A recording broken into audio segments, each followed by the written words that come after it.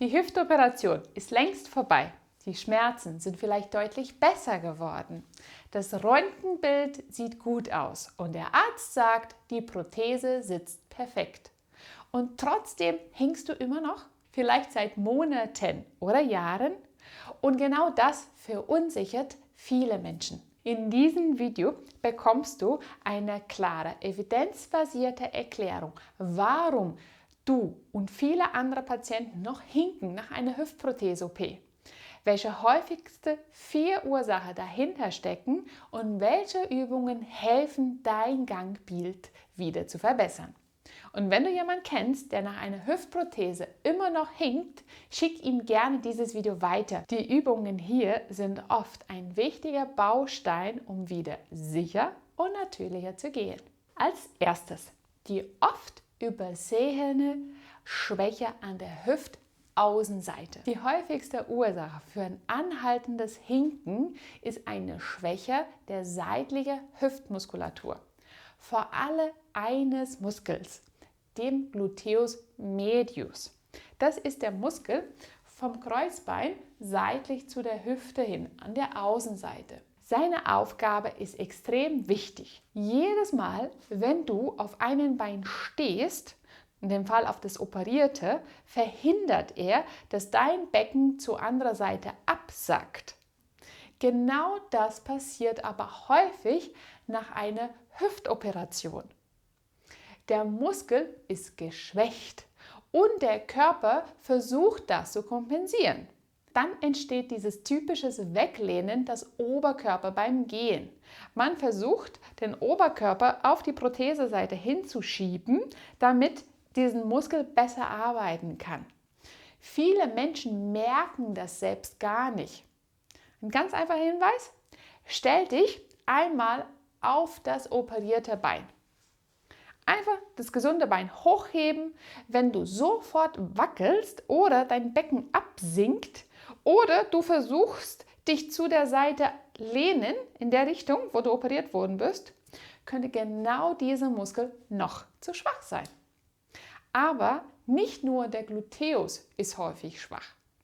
Studien zeigen, dass nach einer Hüftarthrose ist selten nur ein einzelner Muskel betroffen. Oft ist das ganze System abgeschwächt. Die Gesäßmuskulatur, die Oberschenkelmuskulatur und auch die Stabilisatoren der Hüfte.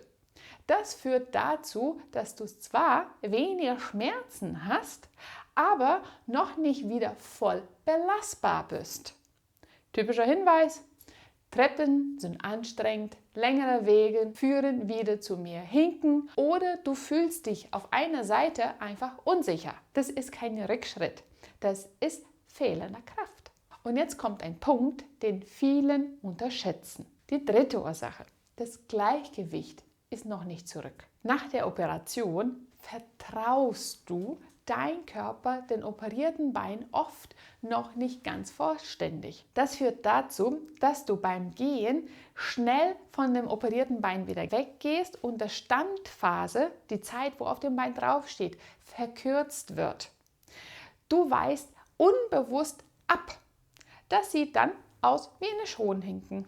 Ein einfacher Test, um zu schauen, ob dein Gleichgewicht wieder genauso gut ist: Versuche erstmal auf das gesunde Bein zu stehen, das, was du nicht operiert hast.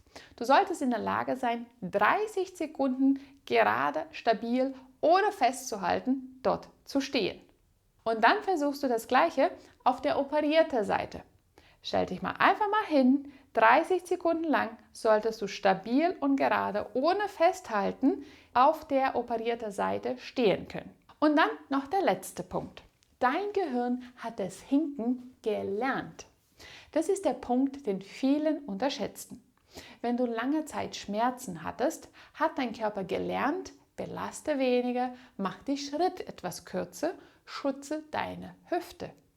Dieses Muster bleibt oft bestehen, selbst wenn diese Schmerzen schon lange weg sind. Das bedeutet, du musst nicht nur die Muskeln aufbauen, sondern du musst auch wieder neu lernen, normal zu gehen. Deshalb reicht reines Spaziergang oft nicht. Und genau diese Kombination aus Kraftverlust, Kontrolle und Gewohnheit ist auch der Grund, warum gezieltes Training hier so einen großen Unterschied machen kann. Und wie du genau das wieder trainieren kannst, um dein Hinken zu reduzieren, das zeige ich dir jetzt.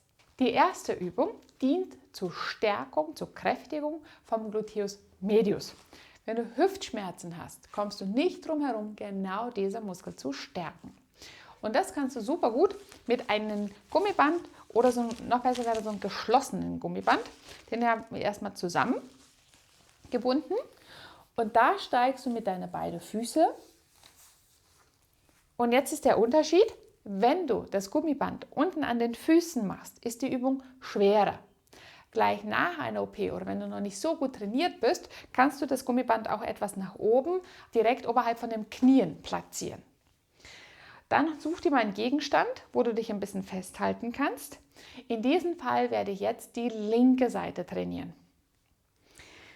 Du versuchst gerade auf der nicht trainierenden Seite zu stehen und dann mit der anderen Seite spreizt du einfach das Bein.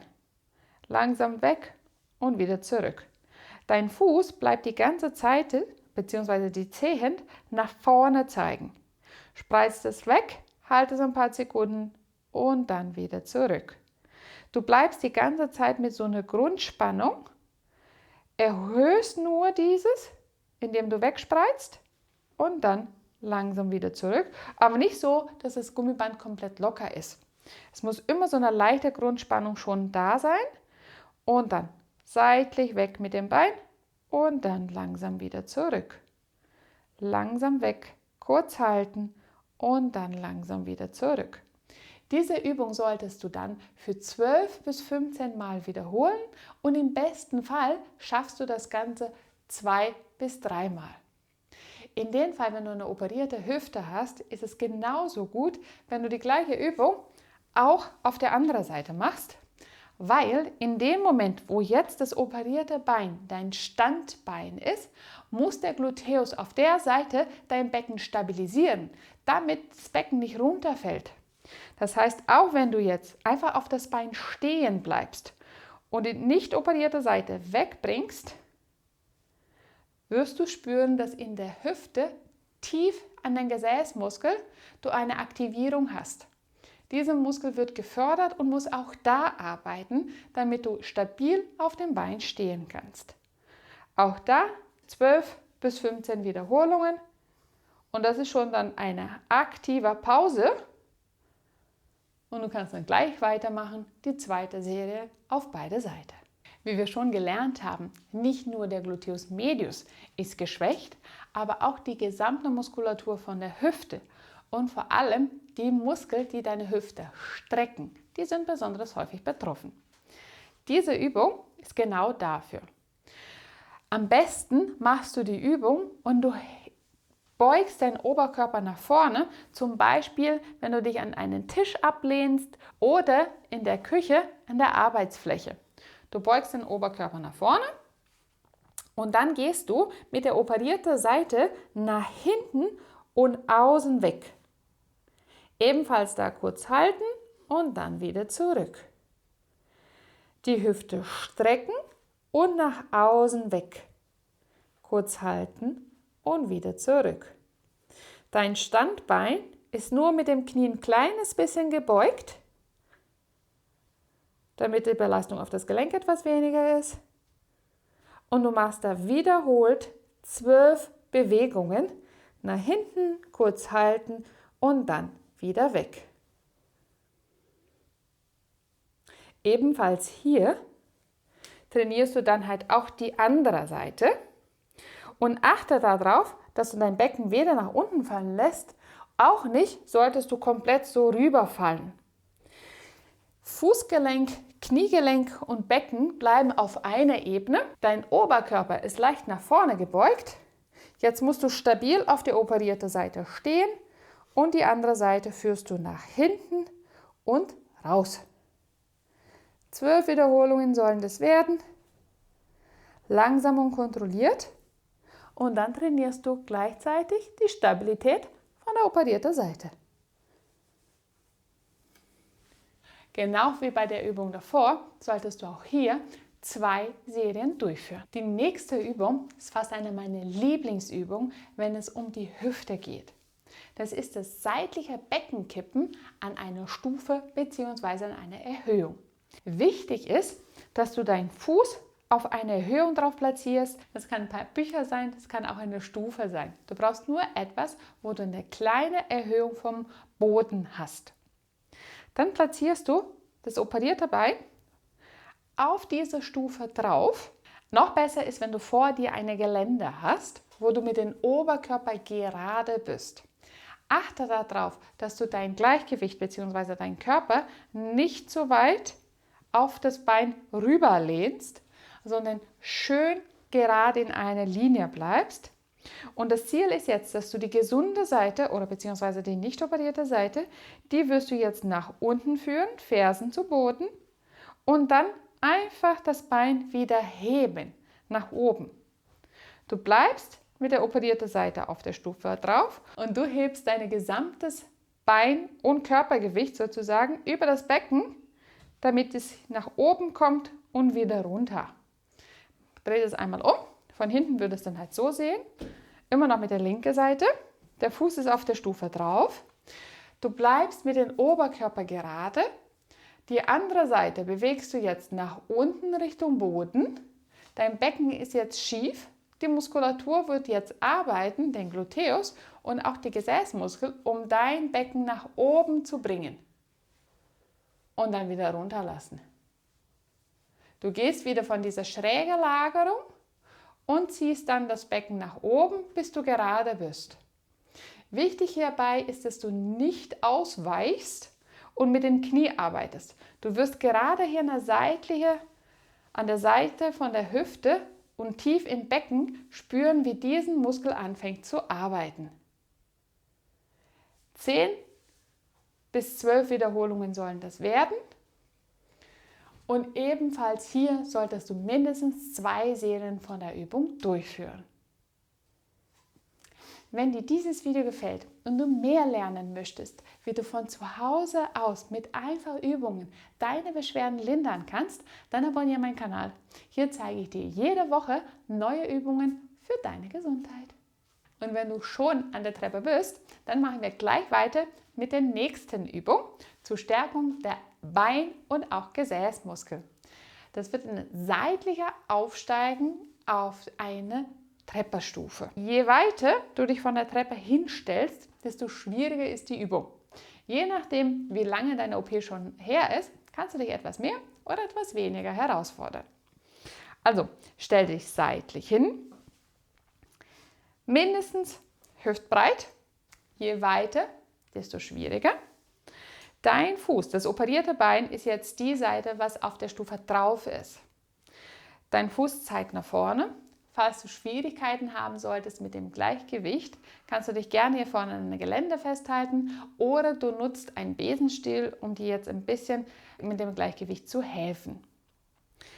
Wie gesagt, Fuß seitlich auf der Stufe drauf und jetzt versuchst du langsam und ohne Schwung deinen gesamten Körper vom Boden nach oben auf der Stufe zu heben. Du wirst jetzt halt die Oberschenkelmuskel nutzen und auch jetzt das Gesäßmuskel. Und jetzt machst du genau das Gleiche langsam wieder zurück. Wichtig bei dieser Übung ist die Geschwindigkeit. Versuche ohne Schwung zu arbeiten, sondern du gehst langsam wieder runter, kontrolliert, um dann wieder kontrolliert nach oben zu gehen. Versuche drunter zu kommen, zu steigen und nicht zu fallen. Und dann wieder rauf. Je höher die Stufe, desto auch schwieriger die Übung. 12 Wiederholungen sollen das werden und im besten Fall schaffst du von dieser Übung auch mindestens 2 Serien. Achte darauf, dass der Oberkörper so gerade wie möglich bleibt und dass du nicht versuchst, so seitlich hochzukommen, weil dann fällst du in deine Kompensationsmuster wieder zurück. Das Gleiche kannst du dann selbstverständlich auch auf der anderen Seite machen. Und jetzt die letzte Übung. die viele unterschätzen, die viele auch gar nicht gelernt haben oder auch gar nicht gesagt wurde, dass man das auch wieder neu lernen sollte. Das ist das Gehen, das Hinken los oder das Schonhaltungslos wieder gehen. Und das Wichtigste hier ist, dass du es langsam und kontrolliert machst und gleichzeitig auch die Möglichkeit hast, dich zu korrigieren. Deshalb bitte jemand, dass er dir ein Feedback gibt oder versuche, es vor einen Spiegel zu machen, damit du selber sehen kannst, wie du gerade läufst. Im Prinzip geht es darum, dass du versuchen solltest, mit der operierten Seite die gleiche Schrittlänge zu haben als auf der gesunden Seite. Und das machen wir erstmal langsam. Wir beginnen. Du gibst mit der operierten Seite einen normalen Schritt nach vorne. Weder zu weit noch zu kurz, normal. Und als erstes platzierst du dann die Ferse auf dem Boden. Die Ferse hat einen Bodenkontakt, deine Zehe sind in der Luft. Dann kommt der gesamte Fuß auf den Boden in dem Moment, wo du jetzt auch auf dem Bein drauf stehst, auf die operierte Seite. Bleib kurz in dieser Position, achte darauf, dass das Becken seitlich nicht wegkippt und dann nimmst du die gesunde Seite mit der gleichen Schrittlänge nach vorne und platzierst sie dann wieder mit der Ferse als erstes. In dem Moment, wo die Ferse auf den Boden kommt, solltest du da hinten die Ferse schon hochgehoben haben. Und dann wieder komplett von vorne. Fersenkontakt, die gleiche Schrittlänge wie auf der gesunden Seite, kurz drauf stehen zu bleiben, dann die gesunde Seite nach vorne und du hebst die Ferse hoch. Was auch noch wichtig zu sagen ist, ist es zu Beginn oder besser zum Schluss vom Standphase. Also operierte Seite, gleiche Schrittlänge. Ferse, du stehst genauso lange auf die operierte Seite als auf der gesunden Seite, gesunde Seite nach vorne und in diesem Moment, wo die Ferse hebt, achte darauf, dass du von dem Becken her, von der Hüfte in der Streckung bist. Ganz viele von meinen Patienten sind so halb gebeugt. Die trauen sich es gar nicht zu, aufrecht zu stehen bzw. die Hüfte komplett zu strecken. Dein Gesäßmuskel muss aktiv in diesem Moment arbeiten, um dann, wenn du in der vollen Streckung bist, kommt der Hüftbeuger und bringt dann das Bein wieder nach vorne. Ferse komplett draufstehen. In dem Moment ist schon hinten von der gesunden Seite die Ferse wieder hoch. Du bist in einer aufrechten Haltung, die Hüfte ist gestreckt, gesunde Bein nach vorne, komplette Streckung von der operierten Seite und gleichzeitig hebt sich dann die Ferse, um dann wieder nach vorne zu kommen. Und das machst du ein paar Mal. Immer wieder vor dem Spiegel. Achte darauf, dass dein Becken nicht kippt. Achte darauf, dass du genug lang auf das operierte Bein stehst. Und zu guter Letzt achte darauf, dass du in die volle Streckung reingehst. Kurz nochmal nach vorne. Fersenkontakt, deine Schrittlänge ist genauso lang wie auf der gesunden Seite. Wenn du komplett auf das Bein drauf bist, ist den gesamten Fuß auf dem Boden, deine Hüfte ist gestreckt, dein Oberkörper aufrecht, die gesunde Seite hebt sich die Ferse.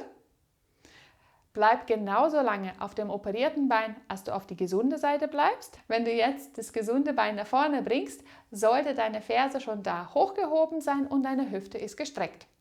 Um dann das Ganze wieder von vorne beginnen.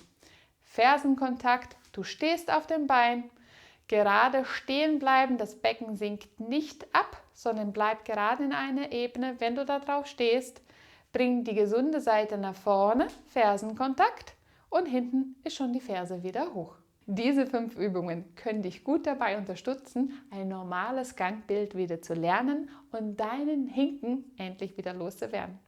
Ich danke dir fürs Zuschauen und wir sehen uns wieder beim nächsten Video. Ciao!